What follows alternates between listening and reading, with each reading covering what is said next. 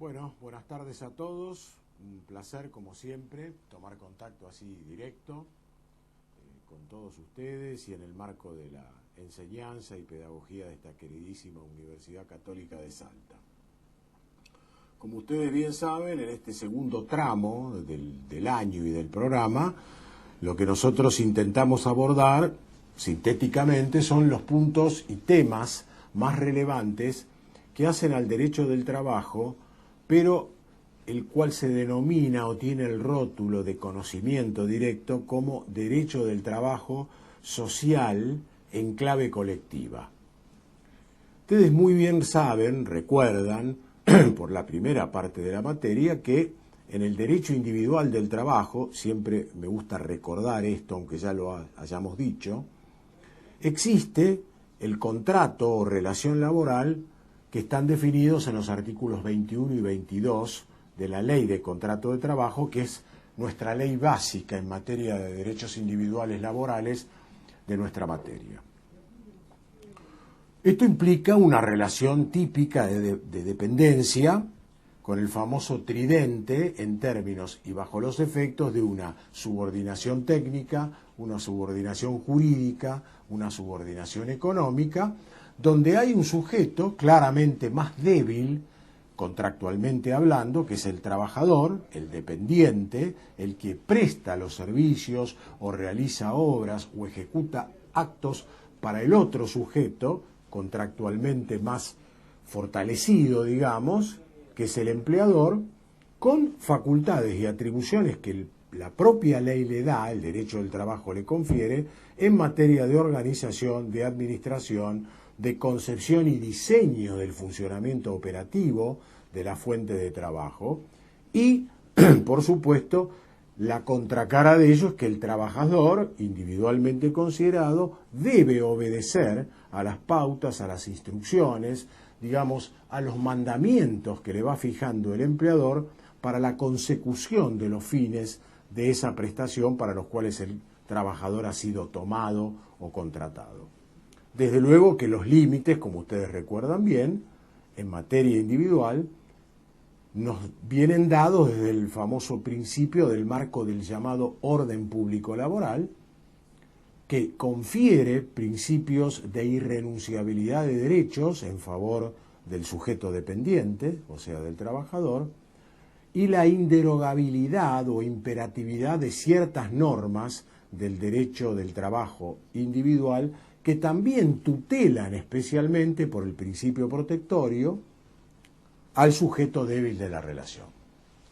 Esto claramente, dentro del marco, digamos, de una teoría contractualista del derecho, llevada al contrato y a la relación laboral, implican que la persona del trabajador tiene un vínculo que se establece en virtud de una autonomía de la voluntad de las partes. Es más, la autonomía de la voluntad de las partes partícipes que contratan en el marco de la relación laboral dependiente es una fuente expresa del derecho laboral argentino, a poco que se mire, por ejemplo, cuando la ley de contrato de trabajo se presenta en sociedad, en el artículo primero, dentro de las llamadas fuentes formales del vínculo laboral, está la autonomía de la voluntad de las partes. De todos modos, y no obstante ello, también cabe recordar que esa autonomía está mirada con lupa en el ámbito del trabajo dependiente. ¿Por qué? Bueno, porque la voluntad del trabajador como sujeto contractualmente más debilitado no puede compararse en intensidad, en eficiencia o en eficacia o efectividad con la que tiene aquel otro sujeto,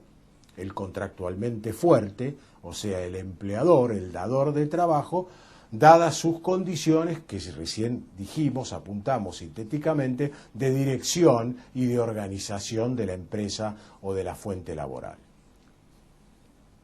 Por el contrario, en materia de derecho del trabajo en sentido colectivo, aparece un nuevo sujeto que nuclea colectivos o agrupaciones de trabajadores y que corre de la escena directa al trabajador aisladamente considerado para darle preeminencia a la intervención protagónica del llamado gremio, o sea, el sindicato, o según nuestra ley, la Asociación Profesional de Trabajadores. Esta ley, la última sancionada en nuestro país, la 23.551 del año 88, tiene una réplica, o sea, un decreto reglamentario, que es el número 467 del mismo año, que siempre les recomiendo ustedes estudien, lean, aprovechen en adentrarse en el conocimiento de lo que estas normas dicen, porque regulan básicamente todo lo que refiere al derecho colectivo del trabajo en materia de sindicatos. Y esto, conociéndolo bien, les permite a ustedes adentrarse en otros aspectos del derecho colectivo que hoy también vamos a desarrollar. Esto significa entonces que el sindicato, o gremio en el sentido amplio de la palabra, implica la administración y la representación de un conjunto de trabajadores. Y esa situación o relación de mandato implica una enorme responsabilidad social desde los nucleamientos sindicales hacia la sociedad, y deben tener como objetivo primario la defensa de los derechos, tanto individuales como los colectivos de los trabajadores, implicando además no solamente el resguardo de sus condiciones de trabajo, sino también todo lo que tiene que ver con la vida del ciudadano trabajador, incluyendo la familiar, su dignidad, su libertad, su proyecto de vida, sus chances en el mercado de trabajo, es decir, presente y futuro del trabajador representado sindicalmente. El modelo sindical argentino, que también está plasmado en la 23.551 básicamente, refiere a distintos tipos de sindicatos o distintas categorías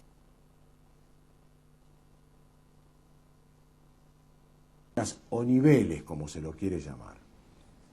Están los sindicatos o uniones de base, de primer grado, donde se nuclean los trabajadores, los de segundo grado o federaciones sindicales, y por último los de tercer grado, donde encontramos el espacio para las confederaciones, como el caso de la Confederación General del Trabajo, o también en su caso la Confederación de Trabajadores Argentinos, la CTA. ¿Cómo se dividen los sindicatos? O sea, el fenómeno gremial en la sociedad y en la legislación argentina. Bueno, lo que se privilegia según la legislación sindical son los grandes sindicatos, grandes en sentido vertical, o sea, que nuclean trabajadores agrupados por actividad o ramas de actividad, como por ejemplo un sindicato metalúrgico. Estos son los que están privilegiados en la ley 23.551 a la hora de pensar en la representación y en la legitimación para actuar en representación de determinados grupos de trabajadores. La segunda faceta, digamos así, en que puede presentarse la organización sindical, insisto, en la comunidad y en la legislación nacional, son los sindicatos horizontales, es decir, los que se agrupan por profesión, oficio o categoría profesional. Caso, por ejemplo, de los periodistas profesionales, o si dijéramos de los zapateros, o si dijéramos de los gastronómicos. Son por profesiones. Y por último tenemos el nivel menos usado en la Argentina, que es el sindicato de empresa o vertical restringido, es decir, el sindicato que opera e interactúa con el empresario, con el empleador o las cámaras que lo representen, son a través del nucleamiento de trabajadores que prestan servicios o laboran en una misma empresa o grupos de empresas. Ustedes van viendo que es muy clara la diferenciación entre un campo del derecho del trabajo y el otro. Insisto, en el individual con el trabajador como protagonista considerado uno a uno. mientras que en el segundo campo del derecho social laboral aparece el sindicato como factor eminente, protagónico y hasta diría paradigmático de representación y legitimación para actuar. El modelo sindical argentino entonces privilegia, además, una categoría sindical por sobre la otra en cuanto se refiere a la hora de otorgarle determinadas facultades en grado exclusivo y excluyente. Los sindicatos que con intervención del Estado y por resolución de la cartera laboral, o sea, el Ministerio de Trabajo a nivel nacional, han obtenido la personería jurídico-gremial, y los otros sindicatos que se denominan los simplemente inscriptos o de inscripción simple. Ambos están reconocidos desde el fundamento constitucional del 14 bis, aunque con esta salvedad. Recordemos que el 14 bis se incluye en la Constitución Nacional a partir de la reforma del año 1957.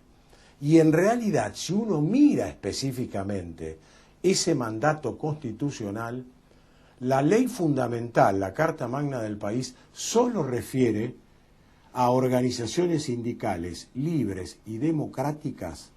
mediante la simple inscripción en un registro especial. Quiere decir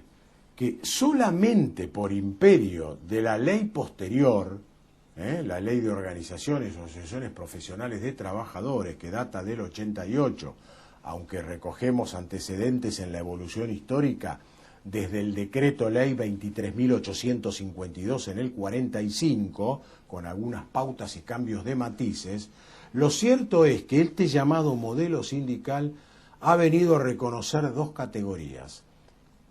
Y por un lado le está otorgando a los sindicatos que obtuvieron la personería jurídica gremial la mayor cantidad y calidad de derechos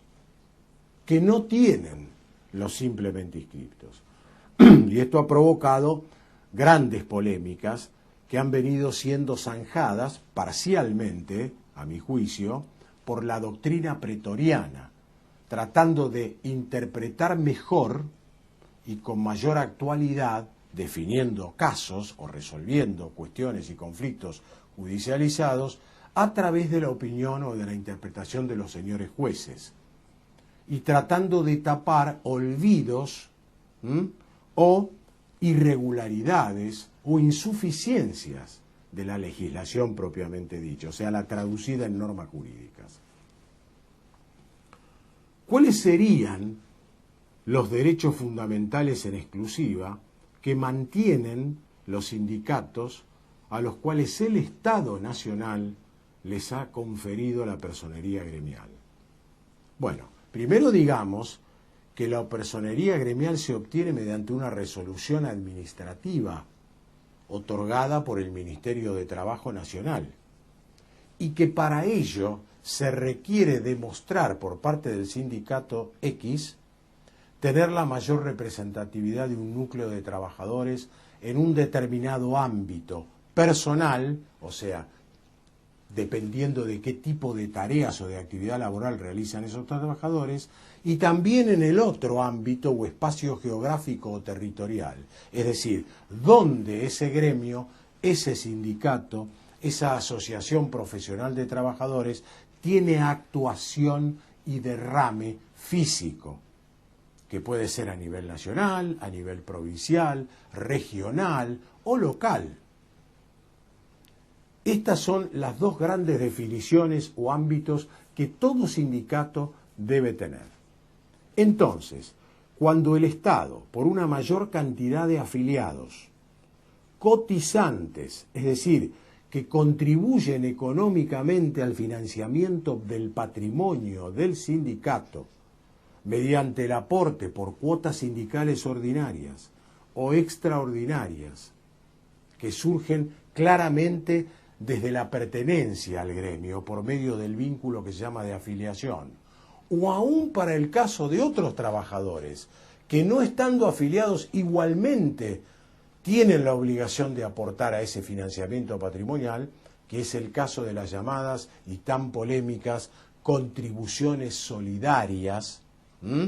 donde hay una serie de exposiciones también jurisprudenciales diciendo que sí, que son legítimas, que vienen de la ley de negociación colectiva, porque de ahí surge la contribución y la legitimidad, la fuente de poder cargarle contribuciones económicas a trabajadores que no están afiliados al gremio, por excepción. Pero convencionalmente en el convenio colectivo del trabajo está perfectamente autorizado por la ley, repito, que pueden existir este tipo de aportes. Y los trabajadores aún no afiliados, los que eligieron no pertenecer a un gremio determinado, que no forman parte de ese universo que hace a la llamada tasa de sindicalización, se ven obligados a aportar en base a la teoría de la gestión útil. ¿Qué significa? Que cuando un sindicato básicamente negocia a nivel colectivo con los empleadores o con las cámaras de empleadores que los representan, está obteniendo usualmente resultados idóneos, eficientes, eficaces y efectivos, de los cuales los trabajadores no afiliados también se aprovechan, en cuanto, por ejemplo, reformas que optimizan la categoría laboral, los ascensos, los mejoramientos de rangos salariales, las horas extras, las condiciones de higiene y seguridad, la penalización de los tratos discriminativos, el trabajo de las mujeres, de los menores, todos pactos que se pueden realizar y efectivamente se realizan en el marco de la llamada Convención Colectiva de Trabajo. Tanta es la importancia dentro también del campo de estudio del derecho colectivo laboral, que la negociación colectiva por un lado y su producto exitoso, o sea, que da resultado eficaz, que es el instrumento del convenio colectivo del trabajo, constituye otro de los derechos, digamos, fundamentales para analizar y que son susceptibles de estudio particular en este campo.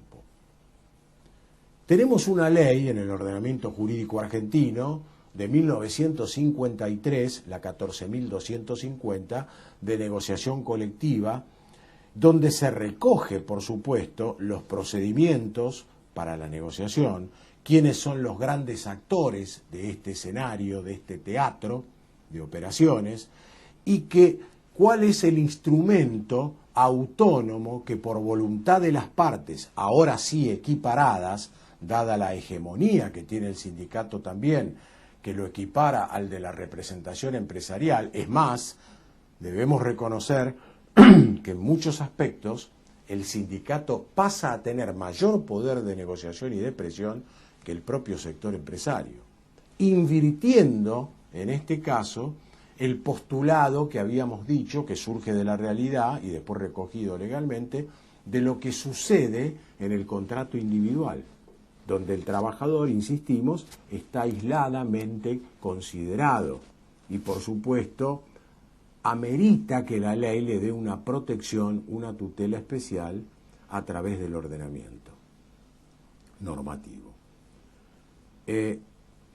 ¿Quién tiene la capacidad en exclusiva, según la ley, para negociar colectivamente? Bueno, pues es el sindicato de la primera categoría, o sea, el que tiene la personería gremial, o sea, el que es más representativo porque el Estado lo eligió y porque lo eligió en base a pautas especiales y demostrables, que es la mayor cantidad de afiliados, repito, y que además coticen en favor de los aportes patrimoniales del gremio. Es decir, que hay una cuestión también, como ustedes podrán observar, sin ninguna duda de carácter económico, un poderío económico que es el que determina el otorgamiento de la personalidad gremial. Y uno de los derechos en exclusiva de este tipo de sindicatos es la negociación colectiva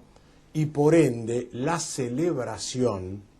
de un convenio colectivo de trabajo. No podemos ni debemos olvidar qué es en definitiva un convenio colectivo laboral. En primer lugar, digamos que tiene una enorme importancia, no solo desde el punto de vista jurídico o instrumental, como fuente de derechos, sino que por allí pasan dos grandes aspectos de una comunidad, de una sociedad. En primer lugar, desde allí se genera la riqueza de un país, cuando se establecen y discuten condiciones salariales, que tiene una voluminosidad y una importancia esencial en materia de micro y macroeconomía de un país. Esto es innegable,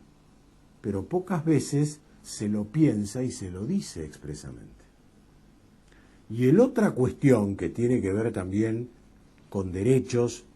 yo diría hasta de tercera generación, en base a la solidaridad y a los principios de justicia social, que es uno de los grandes principios generales de los cuales se informa el derecho laboral argentino.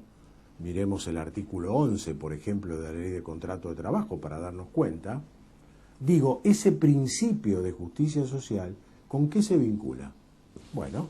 básicamente con los criterios distributivos de esa riqueza. Y esto también es lo que se discute en el seno de una convención colectiva de trabajo, aunque a veces instintiva y naturalizadamente, pero sin adentrarnos en el pensamiento reflexivo de lo que ello implica, que es lo que estamos tratando de hacer en estas breves palabras. Entonces, negociar colectivamente y celebrar, firmar un convenio colectivo, facultad que se le otorga en exclusiva a una asociación profesional de trabajadores, léase sindicato, que tenga la personería gremial, no es un dato menor. Esto está reconocido en los derechos internacionales humanos, recogidos en nuestra Carta Magna a partir del año 94, entre los cuales, en el inciso 22 del artículo 75 de la Constitución Nacional, tenemos una serie de declaraciones, de pactos, de tratados internacionales, entre los cuales están los convenios celebrados por los distintos Estados miembros con la Organización Internacional del Trabajo, la famosísima OIT, que desde sus órganos de control y de elaboración de doctrina y jurisprudencia, como son el Comité de Libertad Sindical, por un lado, y la Comisión de Expertos en Aplicación de Convenios y Recomendaciones, van nutriendo necesariamente las fuentes y la normativa que se vaya produciendo o construyendo en el derecho del trabajo argentino. Y esto va tanto para el plano individual como para el plano colectivo. ¿Y qué efecto tienen? Bueno, el efecto primario es que una vez incorporados esos tratados al derecho argentino, porque el Estado argentino se comprometió y celebró y aceptó, ratificó, como se llama, esa convención que viene de la OIT, implica necesariamente para la República Argentina compromisos no solamente del derecho interno, sino del derecho internacional. Además, importa para los jueces argentinos, al momento de administrar justicia, esto es claramente de administrar conflictos y tener que resolverlos, ir directamente y tomar inequívoca e insoslayablemente ese tipo de fuentes internacionales, convenios de la OIT. Por ejemplo, el convenio en materia de libertad sindical, que es el 87 del año 1948, o del derecho de sindicación y negociación, que es el 98 del año siguiente, 1949. Fíjense el tiempo transcurrido y la manera en que ya están arraigados, insistimos, en el derecho vernáculo, en el derecho nacional. No es posible hoy en día pretender resolver una cuestión laboral donde se discutan cuestiones de libertad sindical o de discriminación o de derechos a negociar colectivamente o del derecho de agruparse sindicalmente sin ir a buscar el rescate inmediato del derecho internacional de los derechos humanos, que es un denominado ius cogens internacional, o sea, de aplicación obligatoria, universal y nacional. Volviendo entonces al escenario de la negociación colectiva, Ley 14250. Pero como toda ley y todo espacio de negociación requiere un ritual que diseñe un procedimiento, o sea, qué, cómo, cuándo, por qué se negocia, quiénes intervienen. Y ahí aparece la ley 23.546 de la década del 80, que es la que dice estas situaciones. Nos explica que los sujetos que intervienen en una negociación son, por un lado, la asociación profesional de trabajadores con personería gremial, y por el otro lado, un empleador, un grupo de ellos o las cámaras que los representan. Este último aspecto es el más usual, como todos saben. La representación general que dan las asociaciones profesionales, pero de empleadores. En ese escenario rige un principio que es fundamental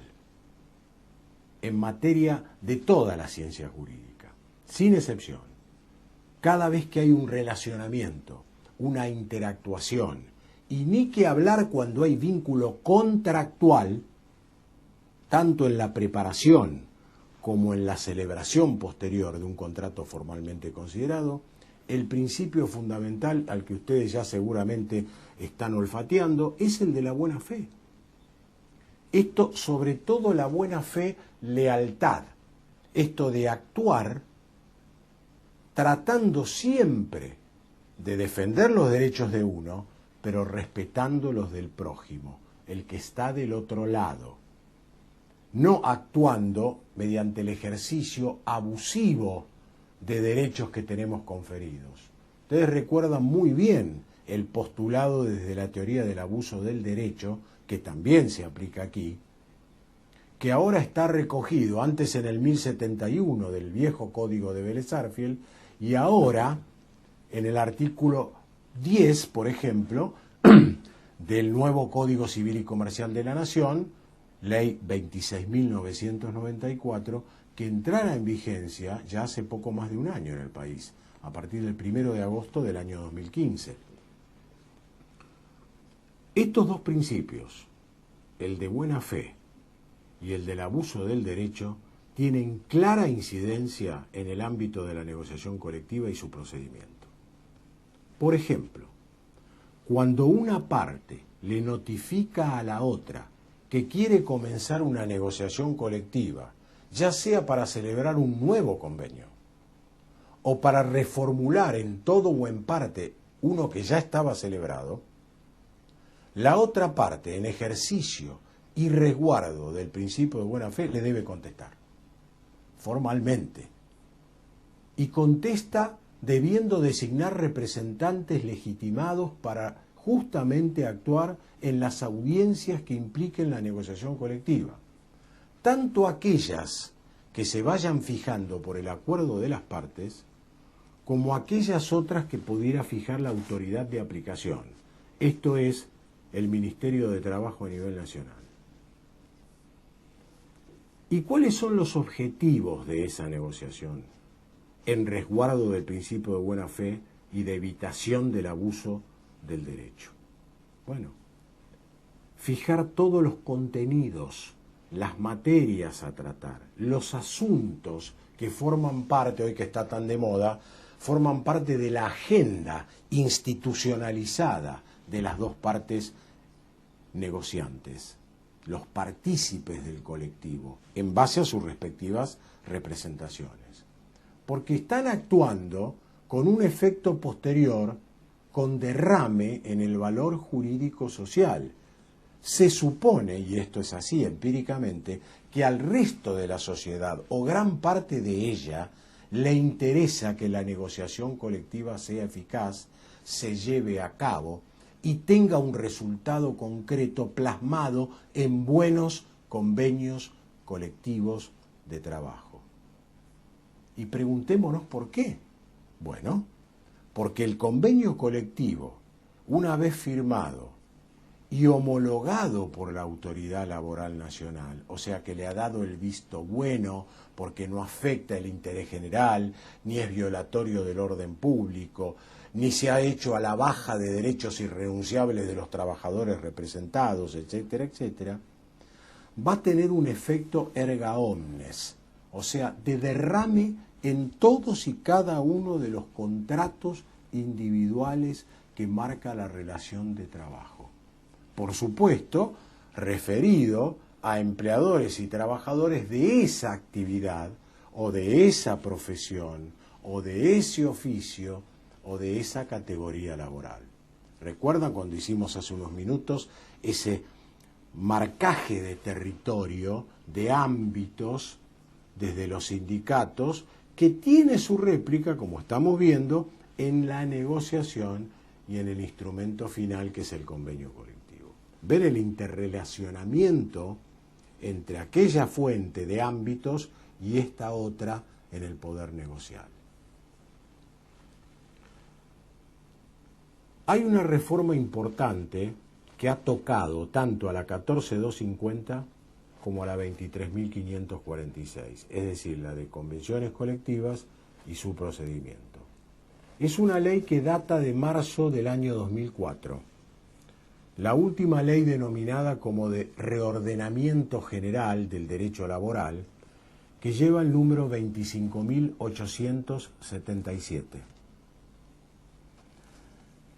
Esta ley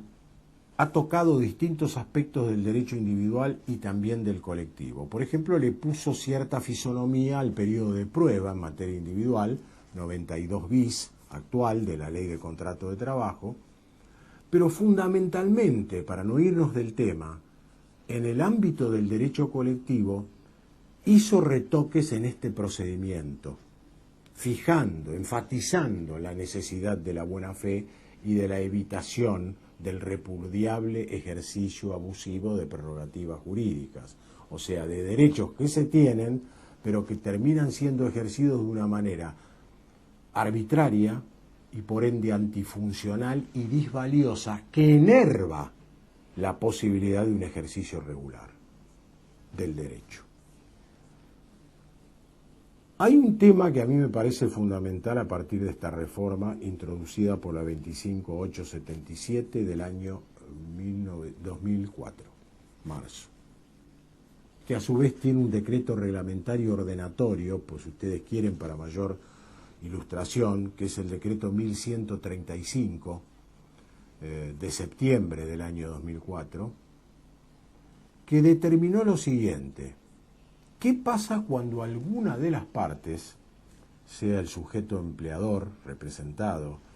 o el sujeto trabajador representado por el gremio, por el sindicato, se niegan injustificadamente a negociar colectivamente y por lo tanto obstan a la posibilidad de llegar a acuerdos plasmados en el marco y a través del formato de un convenio colectivo? ¿Qué sucede? ¿Qué hace la ley frente a estas situaciones disvaliosas, anómalas, irregulares y por lo tanto inaceptables? Bueno, la negativa injustificada a negociar colectivamente implica, por un lado, en la ley 23.551 de sindicatos, una práctica desleal cuando es cometida por un empleador. Y esto genera multas, se sanciona con penas pecuniarias. Pero como la ley o el modelo sindical solo se inclina a marcar cuál es la sanción cuando los empleadores se niegan a negociar colectivamente y no dijo nada de los sindicatos, la ley 25.877 llena esa laguna normativa, la legisla y dice que también cuando un sindicato, refiere en realidad a cualquiera de las dos partes, incurriere en este desvío de negarse a negociar injustificadamente, causando los daños que ello provoca, no solamente a interpartes, sino a la sociedad, merecerán una sanción también de índole económica que los jueces pueden fijar, jueces con competencia y jurisdicción en lo laboral, multas de hasta el 20% del total de la masa salarial de los trabajadores involucrados en esa representación. O sea, son multas gravosísimas, muy altas. Por supuesto que pueden ser graduadas en el marco de un pleito determinado, en función de la prueba que se ofrezca, de las argumentaciones, de los hechos, de los encuadramientos legales. Pero lo cierto es que la 25877 lo marca claramente desde el 2004 para acá, para cualquiera de las dos partes que se negaren a negociar colectivamente. Me parece un buen punto para tener en cuenta y hay que para eso compatibilizar, insisto, la 14.250 del 53, la 23.546 de la década del 80 de procedimientos y por último la 25.877 del año 2004 más el decreto 1135. Entonces, siempre tengamos en cuenta que desde el lado del colectivo de los trabajadores, en este caso la facultad es exclusiva de la asociación sindical con personería jurídico gremial. El convenio colectivo, ya lo decía Francesco Carneluti, un eminente jurista italiano de hace un siglo y medio, se trata de un verdadero contrato, corpus de contrato, decía él, pero con alma de ley, porque es una contratación, es un acuerdo de voluntades, porque viene de una negociación, claro está esto, pero tiene alma de ley por lo que dijimos antes, que cuando se celebra y es homologado por el Estado argentino, provoca este efecto erga omnes de derrame, como una ley general, que en materia laboral tiene una incidencia fenomenal. Atendiendo además a las distintas categorías y fisonomías en que ya vimos que la ley sindical presenta a los sindicatos, es indudable que los convenios colectivos, donde estos sindicatos negocian y celebran los convenios, estos convenios también replican un poco ese rostro, por llamarlo así. Entonces tenemos grandes convenios nacionales por actividad, que son los que tienen efecto en todo el territorio de la República. Hay otros que geográficamente son convenios colectivos, pero acotados a regiones, o a una provincia, o a determinados grupos de provincias, o a las empresas, por último, como lo dijimos antes. Pero lo que sucede es que con respecto al orden de prelación aplicatoria de la norma, porque en definitiva el convenio colectivo es una norma pactada desde la autonomía de la voluntad de las partes y de gestión, esos convenios colectivos funcionan así. La prioridad primero aplicatoria para casos concretos la tienen los grandes convenios de ámbito mayor, como se llaman. Después, si los de ámbito mayor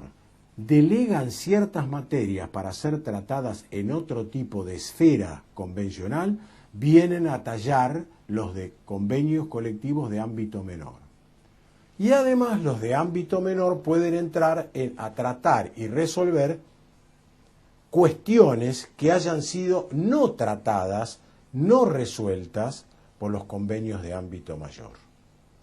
Ustedes entienden que hay también una suerte de diseño verticalista, tanto en la fisonomía organizativa de los sindicatos, cuanto a la hora de concebir los convenios colectivos que esos sindicatos celebran. ¿Ven la correspondencia del modelo, por un lado, con la negociación y el convenio colectivo por el otro?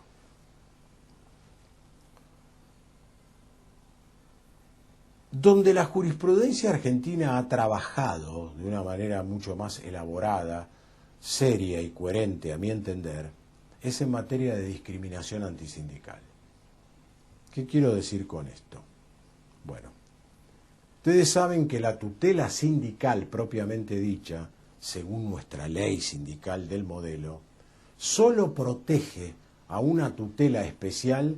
a los que fueran representantes sindicales de los sindicatos con personería jurídica gremial. Esto lo dice artículos expresos y específicos de la ley 23.551. Pero ustedes no desconocerán a esta altura de la carrera de abogacía que, sin embargo, la jurisprudencia, incluso la sentada por el más alto tribunal, que es la Corte Suprema de Justicia a nivel nacional, federal, han determinado que también representantes gremiales de sindicatos simplemente inscriptos, que por supuesto representan colectivos de trabajadores, tienen derecho a ser protegidos en su actividad sindical. La fuente es la misma en ambos casos, el 14 bis de la Constitución Nacional, que nos habla de organización sindical libre y democrática como derecho de todo trabajador y de agrupe de colectivos de trabajadores mediante la simple inscripción en un registro especial. Y esta es la tesis que ha postulado numerosísimos fallos, sobre todo en la última década, donde dicen, señores,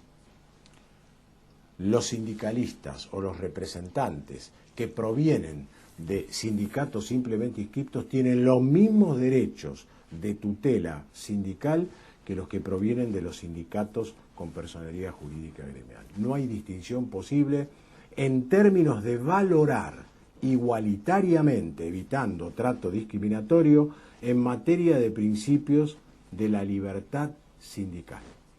La libertad sindical es una sola,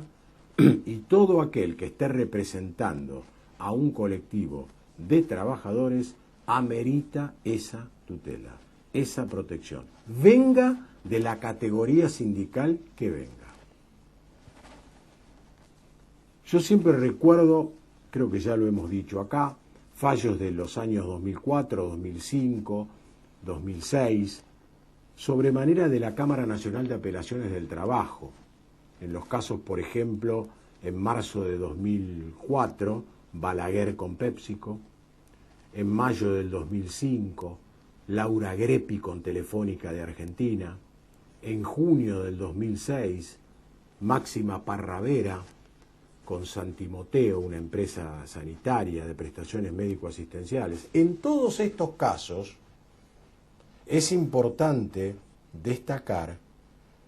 que no se trataba de representantes sindicales formales, ni de sindicatos con personería jurídico-gremial otorgada, ni tampoco de los sindicatos simplemente inscriptos, sino se trataba de trabajadores, militantes o activistas, como se los suele denominar, o sea, reivindicadores legítimos de derechos propios y de derechos de compañeros de tareas. ¿Y qué se preservó ahí para tomarlos como sujetos víctimas de discriminación parasindical, como se llama? Bueno, la libertad de expresión de ideas en materia política, en materia gremial, en materia social, cultural, educativa, que es otro de los grandes principios de raigambre constitucional, sin distinción alguna. Y la jurisprudencia, hasta llegar, por ejemplo, a la Corte Federal, allá por diciembre de 2010, en el famoso caso Álvarez y otros contra Cencosud, se determinó que cuando hay afectación de la libertad sindical, aún por aquellos sujetos que no aparecen expresamente amparados en el modelo sindical, igual les corresponde una tutela. Y si han sido discriminados y lo probaron por realizar actividades sindicales, aún desde la informalidad, si lo piden, pueden tener una reparación integral hasta llegar al derecho a ser reincorporados en el puesto de trabajo, más allá del despido que es declarado nulo, aplicando la teoría y el segmento normativo de las nulidades que viene de la legislación civil, y además la Ley Nacional de Antidiscriminación, la 23.592, del año 1988. Durante muchos años nuestro país, jurídicamente hablando, quedó sometido a la tormentosa polémica de si esta última ley que menciono, la 23.592 del 88, tenía o no aplicación en el ámbito de las relaciones laborales.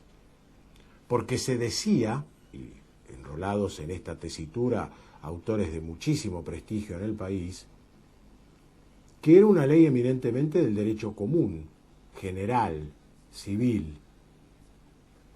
que no podía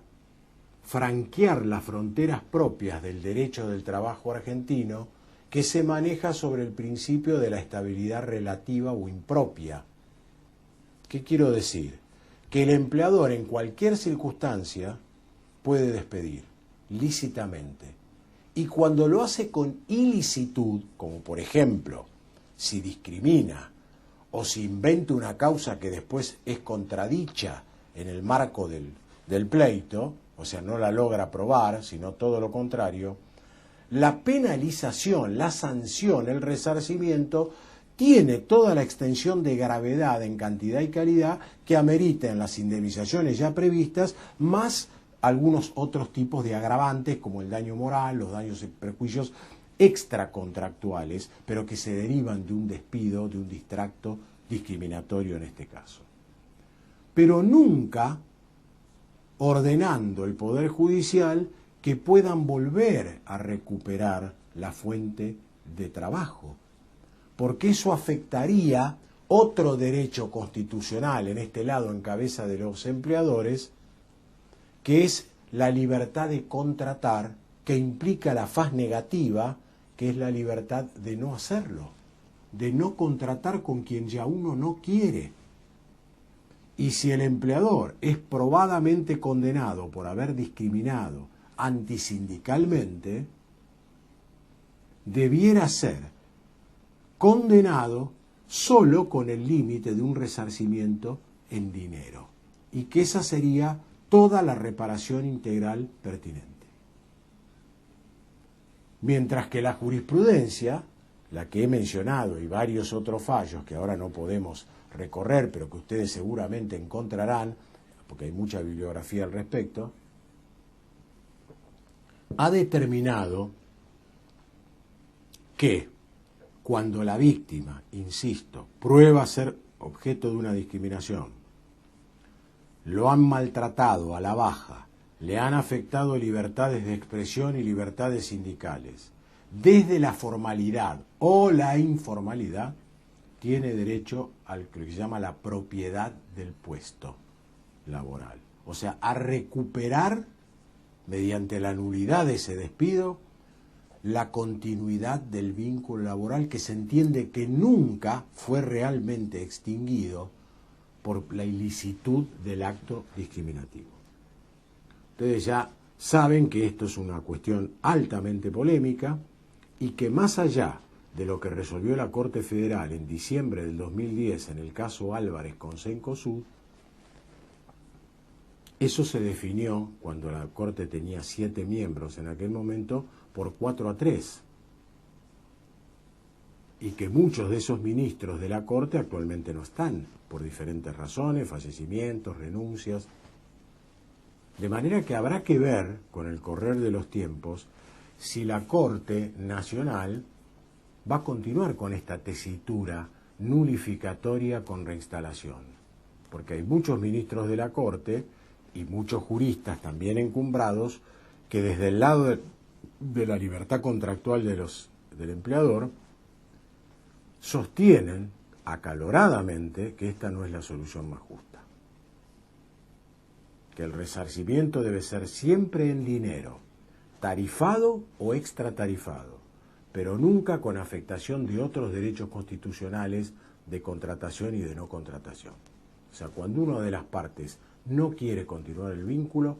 injustificadamente pagará las sanciones que la ley pueda determinar, sea por la tarifa propia del derecho del trabajo o por indemnizaciones por daños y perjuicios que vienen del derecho general civil, pero no llegando, insisto, a la reincorporación coactiva por decisión judicial. no quería dejar de pasar esto porque tiene que ver tanto con el derecho individual y especialmente con el derecho colectivo a la hora de pensar la tutela sindical o sus alcances. Finalmente, una de las consideraciones especiales que nos lleva a tratar y a pensar el territorio del derecho colectivo es el campo que refiere a las medidas legítimas de acción directa, como se llaman. Entre ellas, obvio, es el ejercicio del derecho constitucional de huelga. Ustedes saben que es un derecho de raigambre constitucional, clara e inequívocamente, que se corresponde a los trabajadores y a los gremios o sindicatos que los agrupan. Si nosotros nos fijamos en el debate de los constituyentes del año 1957, hubo opiniones de todo tipo en lo que refiere puntualmente a quién o quiénes son realmente los sujetos legitimados, titulares para ejercer, decidir y aplicar un movimiento huelguístico, que no es un tema menor, todos lo sabemos, por el gran impacto que tiene el ejercicio de medidas de acción directa, sobre todo cuando se derraman al resto de la comunidad o preponderantes sectores de la misma. O sea, hay acá un interés social por un lado, constitucionalmente reconocido para darle reivindicación o materialización de reivindicación con logros a los sujetos de trabajadores y a los sindicatos que los agrupan, como por el otro lado el resto de la sociedad por los inconvenientes que le provocan, por el orden público, por el interés social. La dimensión que adquiere sobrepasa el ejercicio del derecho de huelga y tiene impacto directo o indirecto, según las situaciones y circunstancias, en el resto de una sociedad. Lo vemos todos los días, lo discutimos instintivamente todos los días. Ahora, cuando uno lo quiere llevar esto a la reflexión con el condimento técnico jurídico, ahí el pensamiento ya tiene que ser un poco más elaborado. Entonces, ¿quién tiene la titularidad del ejercicio de una medida huelguística? ¿Cada trabajador o grupo de trabajadores individualmente considerados o agrupados, o sea, una coalición de trabajadores?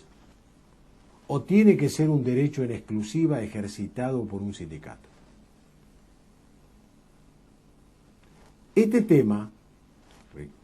repito, emergente de un derecho reconocido por la Constitución Nacional como medio idóneo, eficaz para defender los derechos de los trabajadores, en la medida y con el límite del abuso del derecho, que acá también importa y mucho, y la paz social, y ejercer la huelga sin causar daños a terceros, a la propiedad de terceros, o poner en peligro la vida, la seguridad, la salud de la población, nos lleva a pensar en la Constitución Nacional, ya que no está definido en su letra, quiénes son los titulares, insisto. El último fallo de nuestra Corte Federal del 7 de junio de este año, la causa Orellano contra Correo Oficial de la República Argentina, implica ahora un pronunciamiento de la Corte que va en el sentido, yo diría, de organización disciplinaria o de disciplinamiento o de institucionalización del conflicto huelguístico, como se lo suele denominar, que le ha conferido, para dar ya por cerrada el encuentro y la charla de hoy, ha dado este derecho a los sindicatos, no a las coaliciones de trabajadores o a las agrupaciones circunstanciales, por más legítima que sea la medida que tuvieron que tomar, porque son el clamor reivindicatorio real por afectación de derechos de los trabajadores. En este caso lo que se trató fue que Orellano y otro grupo de trabajadores que no estaban representados sindicalmente por el gremio de la actividad postal o del correo, tomaron medidas de fuerza que implicaron, según se probó en la causa, lesiones a la demandada, ente oficial público del Correo argentino, provocando una paralización de varios miles de piezas postales que no pudieron ser sacadas a la calle y distribuidas en virtud y como consecuencia directa e inmediata de esa huelga o de ese paro o de esa interrupción de los servicios. Y lo que se discutió fue la actividad desplegada por Orellano y compañía, sin el aval y el respaldo del sindicato de la actividad, ¿implicó una huelga lícita, legítima y válida o fue una actitud desprovista de legalidad? Y lo que definió la Corte, entre otros aspectos, es decir, señores, el de la huelga es un derecho que le corresponde a los trabajadores organizados y representados colectivamente según el modelo sindical argentino. Pero involucrando, aglutinando a las dos grandes categorías de gremios o de sindicatos, el que tiene personería jurídico-gremial y también el simplemente inscripto, como dato de exteriorización, una vez más ratificado, del resguardo de la protección del principio de la libertad sindical. Es otro tema muy polémico, lo estamos discutiendo por estos tiempos en el mundo jurídico laboral, no estamos de acuerdo y de alguna manera hay que aceptar que así sea porque la democracia es el arte de aprender a convivir en la discrepancia de las ideas, o sea que cada uno puede tener su postura, puede estar de acuerdo con lo pronunciado por la Corte. Ustedes saben que cuando la Corte refiere un pronunciamiento de estas características, si bien tiene una enorme impronta para los tribunales inferiores, está decidiendo un caso particular y concreto, y que los jueces inferiores pueden dejar a salvo su opinión particular, o no estar de acuerdo y resolver en contrario. Mucho sector de la doctrina y de la jurisprudencia, basándose en muchísimos antecedentes, incluso constitucionales, dice, señor, esto es un desacierto. El derecho de huelga es un derecho de los trabajadores, porque de lo contrario, dárselo en exclusiva al sindicato implica afectar a la libertad sindical medida desde la afiliación voluntaria, fíjense ustedes, o sea, obligaría que para hacer una huelga uno tenga que ser un trabajador pero afiliado a determinado sindicato. Este es el argumento más fuerte desde este lado. Los que sostienen lo contrario dicen, no es que reneguemos del derecho de los trabajadores, pero una medida de huelga por el impacto social que produce, por el interés comunitario que derrama, debe ser deliberada, organizada, pensada y ejecutada sobre el marco de un esquema de organización. Y esa organización únicamente puede venir dada a través de la actuación protagónica de los sindicatos. Bueno, creo que con esto tenemos otro panorama bastante relevante y con intención de precisión de otro de los grandes temas que tienen que ver con el derecho colectivo. Me despido de ustedes como siempre, agradeciéndoles su participación, su presencia del otro lado y, como siempre, poniéndonos a disposición la cátedra que yo dirijo, insisto, a disposición de todos y cada uno de ustedes para cualquier inquietud respecto de los temas que vamos desarrollando y cualquier otro en el marco de nuestro foro. Muchas gracias y hasta la próxima.